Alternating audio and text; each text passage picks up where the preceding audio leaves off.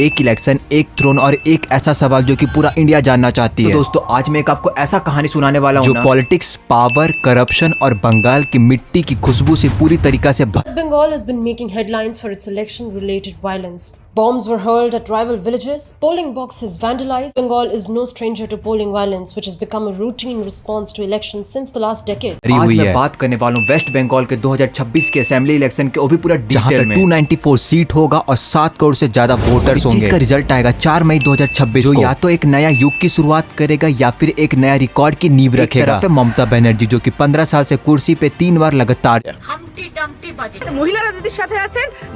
The ruling Trinamool Congress in West Bengal, led by Chief Minister Mamata Banerjee, is clearly set to retain power in the state with a bigger majority than it had even in 2011. जिन्होंने हर बार सबको हराया है, बंगाल की दीदी और बंगाल की iron lady. दूसरी तरफ है बीजेपी, मोदी की शक्ति, अमित शाह की स्ट्रेटेजी और एक हंगर जो कि बंगाल जीतने की है। काउंटडाउन शुरू हो चुका है। अब बंगाल से निर्मम सरकार का अंत होकर रहे जो 2021 से बहुत तेज हो गई है। बीजेपी इस बार किला तोड़ पाएगी या ममता बनर्जी फिर से एक बार इतिहास रच देगी? आज मैं आपको हर एंगल से ये इलेक्शन के बारे में एक्सप्लेन करने वाला हूँ। वीडियो का माध्यम ये नो शॉर्टकट, नो बाइस, only fact and only pure analysis. और अगर आप चाहते हो बंगाल इलेक्शन के सबसे बेस्ट वीडियो देखना तो लाइक करो, सब्सक्राइब करो और बेल आइकन को दबाओ। Let's begin. 100 सेकंड में बंगाल का एक बार नाम तक नहीं लिया। ममता बनर्जी ने चुनाव से पहले अंतरिम बजट पेश किया, बंगाल के लोगों को खुश करने की पूरी। तो दोस्तों पहले हम लोग ना ग्राउंड रियलिटी जानते हैं, क्योंकि बिना बैटलफील्ड जाने समझना इम्पॉसिबल है। वोटिंग 23 और 29 अप्रैल 2026 को होगी, 2 फेज में। 94 सीट्स के लिए रिजल्ट 4 मई को आएगा। जीतने के लिए किसी भी पार्टी को मिनिमम 148 सीट्स चाहिए मेजॉरिटी के लिए। में टोटल 7 करोड़ 4 लाख से ज्यादा वोटर्स हैं। 3 करोड़ 60 लाख तो पुरुष हैं, 3 करोड़ 44 लाख महिलाएं हैं, 1380 थर्ड जेंडर वोटर हैं। एक मैसिव इलेक्टोरेट है। आपके दिमाग में याद है 2021 के इलेक्शन में क्या हुआ था? 2021 में क्या होता है ना, बीजेपी ये सोचा था कि इस बार पक्का बंगाल हमारा है। 20 से ज्यादा रैली वहाँ पे निकाली थी और अमित शाह पूरा जोर तोड़ से लगे हुए थे कि बंगाल किसी भी तरह से उनका इस बार कुर्सी ले ही लेना है। रिजल्ट ये आया था कि टीएमसी ने 215 सीट जीत गई, लैंडस्लाइड। और ममता बनर्जी अपनी रेपुटेशन और अपनी मजबूती के लिए वो बीजेपी को डिफीट करने वाली एक गिनी चुनी रीजनल लीडर में से एक है। 2026 का इलेक्शन जो है ना वो थोड़ा अलग है, क्योंकि 2021 में ना ये 3 चीज नहीं थी जो कि 2026 में मौजूद है। सबसे पहला 15 साल की एंटी इनकम्बेंसी। 2021 तक तो ये बस 10 साल का ही था, लेकिन 2026 में जो है ना ये 15 साल हो चुका है। इसका मतलब ये होता है ना किसी एक ही रूलिंग पार्टी का ना 15 साल से सरकार चल रही है। दूसरा है करप्शन के बड़े बड़े case, SSC scam, ration scam, teacher recruitment scam, ये सब ना 2021 के बाद आया है। आरजी कर हॉस्पिटल में जो केस हुआ था, एक नेशनल वाइड आउटरीच बन चुकी थी जो कि डायरेक्टली बंगाल में गूंज रहा था। एकदम क्लियर हो चुका है कि ये जो इलेक्शन है एकदम भी अलग है, मोर इंटेंस, मोर चार्ज और मोर अनप्रिडिक्टेबल। तो अब आते हैं बीजेपी के एक्चुअल स्ट्रेंथ। मैं आपको 7 सॉलिड रीजन बताऊंगा क्यों बीजेपी इस बार सीरियसली कंटेंट कर रही है। पहला दोस्तों, जब अमित शाह पर्सनली किसी स्टेट में इतना इन्वेस्ट कर रहे हैं तो समझ लो वो कोई नॉर्मल इलेक्शन नहीं है। बंगाल को 6 जोन में डिवाइड किया है। हर एक जोन के लिए दूसरे स्टेट के एक्सपीरियंस लीडर असाइन किया गया है। गोल ये है कि लोकल बूथ मैनेजमेंट के वीकनेस को दूर करना और बंगाली सेगमेंट के साथ कनेक्ट करना। अभी तक बीजेपी ने बंगाल में 1500 से ज्यादा सभा